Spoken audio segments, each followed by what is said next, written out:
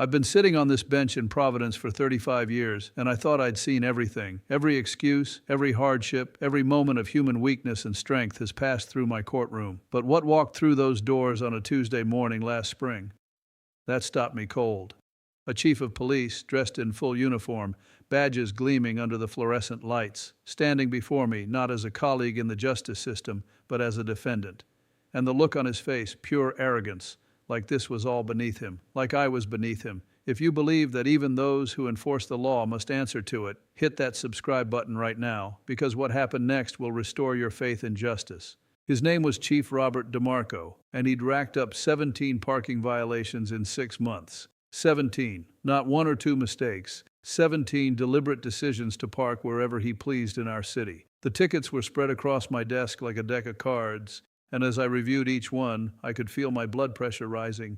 Hospital zones, handicapped spaces, fire hydrants, bus stops, places where parking isn't just illegal, it's dangerous, it's selfish, it's everything I've spent my career fighting against. Chief DeMarco, I said, looking up at him over my reading glasses, 17 parking tickets in 6 months. Help me understand this, and he laughed. Not a nervous chuckle or an embarrassed smile, a full, dismissive laugh that echoed through my courtroom. Your Honor, he said, still grinning, with all due respect, I'm the chief of police. I park where I need to park to do my job. These tickets are, frankly, they're a waste of everyone's time. I felt Inspector Quinn shift beside me. I've worked with Quinn for 20 years, and I know every one of his expressions. The tightening of his jaw told me everything. This wasn't going to be simple. Let me ask you something, my friends. What separates a good society from chaos? It's not the laws themselves. It's the belief that those laws apply equally to everyone. Rich or poor, powerful or powerless, we all stand equal before justice. My father came to this country from Italy with nothing but hope and a willingness to work. He taught me that in America nobody is above the law. That's what makes this country special. That's what makes justice mean something. Chief DeMarco, I said slowly, the law doesn't have a badge exemption. Sit down, please. His smile faltered for just a moment, but the arrogance remained. He sat, crossing his arms like a teenager called to the principal's office. Behind him, I noticed a woman in the gallery, mid-50s, nicely dressed, watching him with an expression I couldn't quite read. Disappointment, embarrassment, something deeper. I picked up the first ticket. January 15th, you parked in a handicapped space outside City Hall for 3 hours. The fine is $250, but that's not what concerns me. What concerns me is that Mrs. Patricia Russo, who has MS and uses a wheelchair, had to park 4 blocks away that day because that space, the space reserved for her, was occupied by your vehicle. The courtroom went silent. Chief DeMarco's face remained unchanged, but I saw his jaw tighten. I didn't know anyone needed it, he said flatly. That's exactly the point, I replied. That's why it's reserved. You don't get to decide when someone else needs it. I set that ticket aside and picked up another. February 3rd, fire hydrant. Do you know what happens when firefighters arrive at a scene and can't access their water supply because someone parked illegally? Your Honor, I was responding to a call. Were you? I interrupted gently but firmly, because according to the timestamp on this ticket, you were parked there for 45 minutes, and dispatch has no record of any call in that area that day. His face flushed red. The arrogance was cracking, just slightly, like ice in early spring. If this story is making your heart race, leave a comment below telling me what you would do in my position. And hit that like button if you believe justice means something. I've learned something in 35 years doing this work. When people come into my courtroom, they're usually scared. They're worried about fines they can't afford, consequences they can't handle, judgment they don't deserve. They treat this bench with respect not because of me personally, but because of what it represents. The law, fairness, society's agreement to live together with rules that protect everyone. And when I show them compassion, when I reduce a fine because someone's struggling to feed their kids, or dismiss a ticket because someone was rushing their father to the emergency room, they're grateful, humbled. They understand that mercy is a gift, not an entitlement. But Chief DeMarco wasn't scared. He was annoyed, inconvenienced. And that bothered me more than the tickets themselves. Chief DeMarco, I said, setting down the stack of violations, I want to give you an opportunity to explain yourself. Not excuse, but explain. Is there something going on that I should know about? Some reason why you've accumulated 17 violations in such a short time? He shrugged. Actually shrugged. Your Honor, I'm busy. I run a department of 83 officers. I don't always have time to circle the block looking for legal parking. So you park illegally. I park where I need to park to do my job efficiently. And the mother with 3 kids who can't find parking at the pediatrician's office because you've taken the handicapped spot? She should understand that your time is more valuable than hers? His eyes narrowed. That's not what I said. Then what are you saying? The woman in the gallery, I glanced at her again. She was staring down at her hands, and I could see they were trembling. Something about her presence felt significant, though I couldn't yet understand why. I've always believed that people are good. Fundamentally, at their core, most people are trying their best. They make mistakes. They face pressures we can't see. They carry burdens we can't imagine. My job isn't to punish, it's to help people be better, to give them that second chance my own family received when they came to this country with nothing. But I also believe in accountability, especially for those in power, maybe especially for them. Let me tell you what I see here, I continued. I see a pattern, not mistakes, a pattern, a belief that the rules don't apply to you. And Chief DeMarco, I've got to tell you, that concerns me deeply. You lead officers who write these very tickets every day, officers who face angry citizens who get yelled at, sometimes threatened for doing their jobs and enforcing these laws. What message does it send when their own chief treats those laws like suggestions? Before I tell you what happened next, I need you to share this video with someone who needs to see that justice still matters. This story is going to take a turn you won't believe. For the first time, something shifted in his expression. Not quite shame, not yet, but a crack in the armor. Your Honor, He paused, and I waited. In my experience, the most important words often come after silence, but he didn't continue. He just shook his head slightly and looked away. I pulled out my favorite question, the one I've asked thousands of times. Let me ask you something, Chief. If one of your officers came to you with 17 parking tickets, what would you do? His mouth opened, then closed. The answer was obvious to everyone in that courtroom, including him. I'd discipline them, he finally admitted quietly. Probably suspend them. You'd suspend them, I repeated, because it shows a disregard for the law, because it undermines public trust, because if we enforce the law, we must also follow it. He nodded, and I saw his shoulders slump slightly. The arrogance was draining away, replaced by something else, recognition maybe, or the beginning of it. I glanced at the woman again. She was crying silently now, tears running down her cheeks. And suddenly, I knew. I've seen that look before. A mother watching her child face consequences, loving them but knowing they need to learn. Is that your mother? I asked gently. Chief DeMarco's head snapped up, his eyes widening. Your Honor, please don't. Is she your mother? I repeated more softly this time. Yes, he whispered. I nodded to her. Ma'am, would you please stand? She rose slowly, wiping her eyes with a tissue, her dignity intact despite her tears. She reminded me of my own mother, that same generation that believed in respect, in doing right, in holding your head high even when your heart is breaking. What's your name, ma'am? Rosa DeMarco, Your Honor. Mrs. DeMarco, your son is in some trouble here today. 17 parking tickets, a pattern of believing he's above the law. Do you want to say anything? She looked at her son, and the love in her eyes was unmistakable, but so was the disappointment.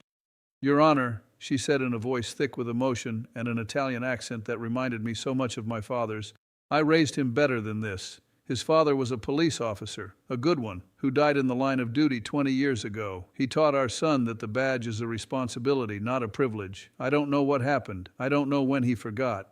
God bless you, I thought, watching her struggle to maintain composure. The weight parents carry for their children's choices, I know it intimately. My own children have given me gray hair and sleepless nights. But there's something about seeing your parents' disappointment that cuts deeper than any judge's lecture ever could.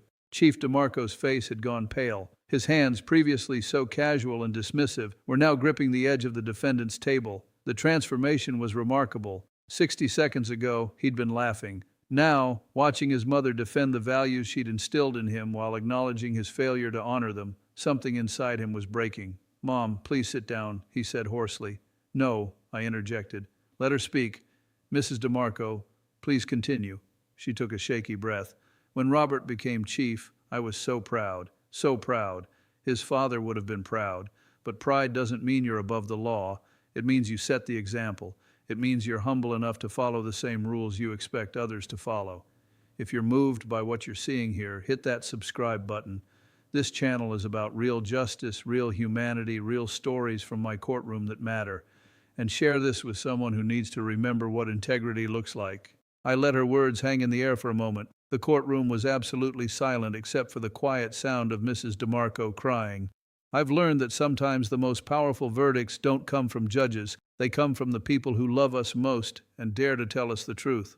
Chief DeMarco, I said finally, look at me. He raised his eyes to mine, and for the first time I saw genuine remorse. The mask was gone. The arrogance had vanished. In its place was a man confronting the gap between who he thought he was and who he'd actually become. Do you understand now why you're here? Really here? Yes, Your Honor, he whispered. Tell me. I want to hear you say it. He swallowed hard. I'm here because I forgot what my father taught me. I forgot what my mother raised me to believe. I let the position go to my head, and I started thinking the rules didn't apply to me. I was wrong. I'm sorry. I nodded slowly. This was the moment, the pivot point where justice meets mercy, where accountability meets redemption. I've been doing this for 35 years, and these moments never get easier. They never become routine, because every case is a human being. Every verdict impacts a life. Every decision I make ripples outward in ways I can't always predict. Here's what I see, I said.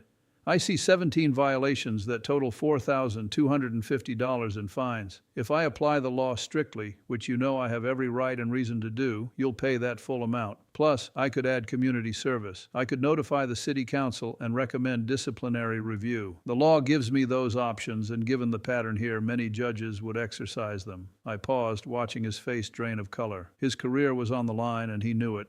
But I also see something else. I see a mother who raised her son with values, who's heartbroken watching him fail to live up to them.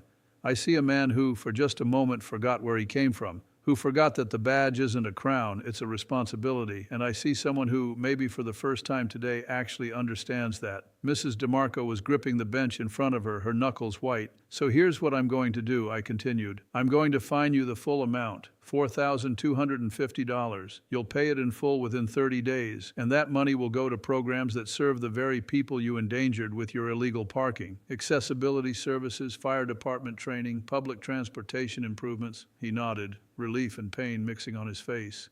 But that's not all, I added, and his eyes widened. You're also going to do 100 hours of community service. And not just any community service. You're going to spend every single one of those hours with people affected by illegal parking. You're going to help wheelchair users navigate our city. You're going to attend fire safety seminars. You're going to ride public buses and see what it's like when bus stops are blocked. You're going to meet the people your convenience inconvenienced. Yes, Your Honor, he said, his voice stronger now. And one more thing. I leaned forward slightly. Every month for the next 6 months, you're going to come back here to my courtroom and give me a report. Not about the hours you've served, but about what you've learned, about the people you've met, about how this experience has changed the way you lead your department. Can you do that? Yes, Your Honor, I can, I will. I looked at Mrs. DeMarco. Ma'am, your son is going to be just fine. You raised him with a good foundation. Sometimes we just need to be reminded of it. She nodded, tears flowing freely now, but she was smiling through them.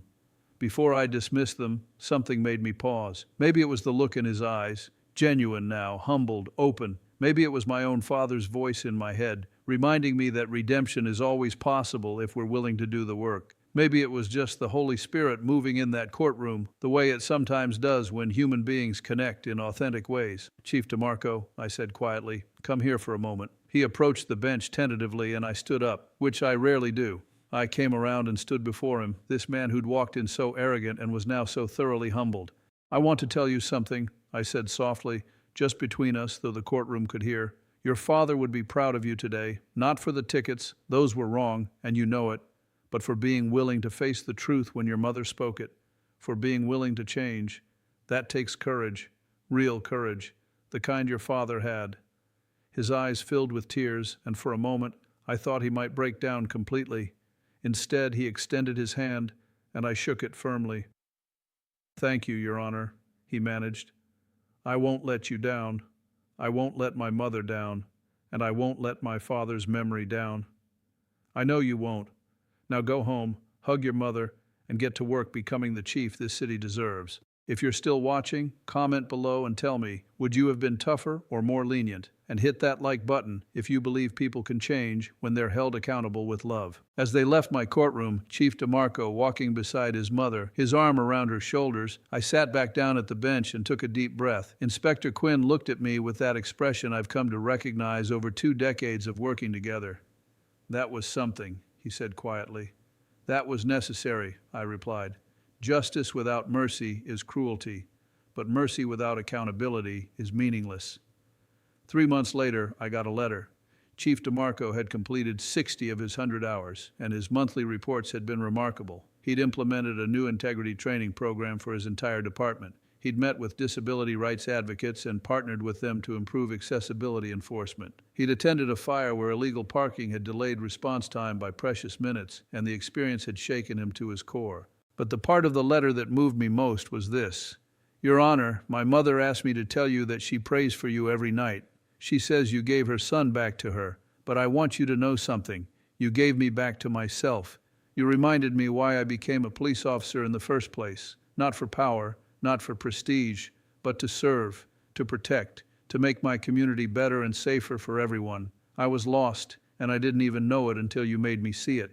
Thank you for not giving up on me. Thank you for believing that even someone who'd strayed so far could find their way back. I keep that letter in my desk drawer, and sometimes when I'm tired, when I've had a long day of cases and people and problems that seem overwhelming, I take it out and read it again. Because it reminds me why I do this work. It reminds me that justice isn't about punishment. It's about restoration. It's about helping people become who they're meant to be. My father used to say, Francesco, every person you meet is fighting a battle you know nothing about. Be kind. Always be kind. But he also taught me that kindness doesn't mean letting people escape consequences. Real kindness, the kind that actually helps, holds people accountable while offering them a path forward. It says, you made a mistake, but you're not your mistake. You can do better, and I'm going to help you get there. 6 months after that initial hearing, Chief DeMarco came to my courtroom for his final report. He'd completed all 100 hours of community service. He'd paid his fine in full, but more than that, he'd changed. I could see it in the way he carried himself, still confident, but with a humility that hadn't been there before, still authoritative, but with a servant's heart. Your Honor, he said, standing before me one last time, I brought someone with me today, if that's okay. Of course. A young woman in a wheelchair rolled into the courtroom. She couldn't have been more than 25, with bright eyes and a warm smile. This is Jennifer, Chief DeMarco said. She's one of the people I met during my community service. On January 15th, the day I parked in that handicapped space outside City Hall, Jennifer was the person who needed it. She had a job interview that day. She had to park 4 blocks away in the cold and rain, and by the time she got to her interview, she was soaked and exhausted. She didn't get the job. My heart sank. Jennifer, I'm so sorry. She smiled, though, this beautiful young woman with such grace. Your Honor, I didn't come here for an apology. I came here to tell you that what you did mattered. Chief DeMarco has spent the last 6 months working with our disability rights organization. He's changed parking enforcement protocols. He's increased accessibility compliance throughout the city. And last week, he hired me as his department's first accessibility liaison officer. I felt my eyes burning with tears. God bless you, I thought, looking at both of them. This is what justice looks like. This is what redemption looks like. Chief DeMarco has taught me something, Jennifer continued. He's taught me that people can change, that mistakes don't define us, how we respond to them does. And Your Honor, you taught both of us that the justice system isn't just about punishment. It's about making things right, about healing, about becoming better. I couldn't speak for a moment. In 35 years, I've seen a lot of outcomes, a lot of endings to cases. But this was special. Jennifer, I finally said, you're going to be wonderful in that position. And Chief DeMarco, you fulfilled your obligation to this court, but more importantly, you fulfilled the promise you made to yourself and your mother. You're dismissed from further reporting requirements. Go do good work. Before they left, Mrs. DeMarco appeared at the courtroom door, and the look she gave me, pure gratitude, pure joy, was worth more than any salary I've ever earned. My friends, if this story touched your heart, I want you to do something for me. Subscribe to this channel so you can see more stories from my courtroom. Share this video with someone who needs to be reminded that justice and mercy can coexist. And leave a comment telling me about a time when someone gave you a second chance, or when you gave someone else one. Because these stories matter. These moments of human connection and redemption, they're what make life worth living. I've been asked many times why I do what I do, why I take the time to listen to stories, to look beyond the violation to the person standing before me, to find creative solutions that serve justice while showing mercy. The answer is simple, because someone once did it for my family. When my father came to this country, people gave him chances he didn't technically deserve. They saw past the accent, past the poverty, past the immigrant status to the human being trying to build a better life. and their compassion changed the trajectory of our entire family. I'm sitting on this bench not because I'm better than anyone else, but because I was given opportunities. And if I can use this position to give others those same opportunities, to help them become better versions of themselves, to show them that one mistake doesn't define a lifetime, then every difficult decision, every long day, every challenging case is worth it. Chief DeMarco walked into my courtroom laughing at the idea that the law applied to him. He walked out understanding that the law applies to all of us, but so does grace, so does redemption, so does the possibility of change. That's not weakness. That's not being soft on crime or letting people off easy. That's being tough enough to hold people accountable while being compassionate enough to help them rise to the occasion. That's understanding that we're all broken in different ways, and we all need someone to believe in us when we've stopped believing in ourselves. So here's what I want you to take away from this story. Whether you're the chief of police or someone struggling to pay a parking ticket, whether you're powerful or powerless, whether you've made one mistake or 1,000, you are not beyond redemption. You can change, you can do better, you can become the person you were meant to be. But it starts with humility. It starts with being willing to hear the truth, even when it's painful. It starts with understanding that the rules do apply to you, that your actions affect other people, that your choices matter. And once you understand that, really understand it, then the real work of becoming better can begin. I've been doing this for 35 years, and I'll tell you something I've learned. The people who change aren't the ones who never make mistakes. They're the ones who, when confronted with their mistakes, have the courage to face them honestly and the determination to do better. Chief DeMarco was one of those people. Jennifer was one of those people, and you can be too. God bless you all. Take care of yourselves. Be kind to each other. Hold each other accountable, but do it with love. And remember, justice without mercy is just punishment, but mercy without accountability is just enabling. Real justice, the kind that actually heals and transforms, requires both. Now, before you go, I want to hear from you. What would you have done in my position? Was I too tough, too lenient? Tell me in the comments. And stay tuned, because next week I'm going to tell you about the day a young mother came into my courtroom with 5 children, 2 parking tickets, and a story that reminded me why I'll never retire. You won't want to miss it. Take care of yourself. God bless you.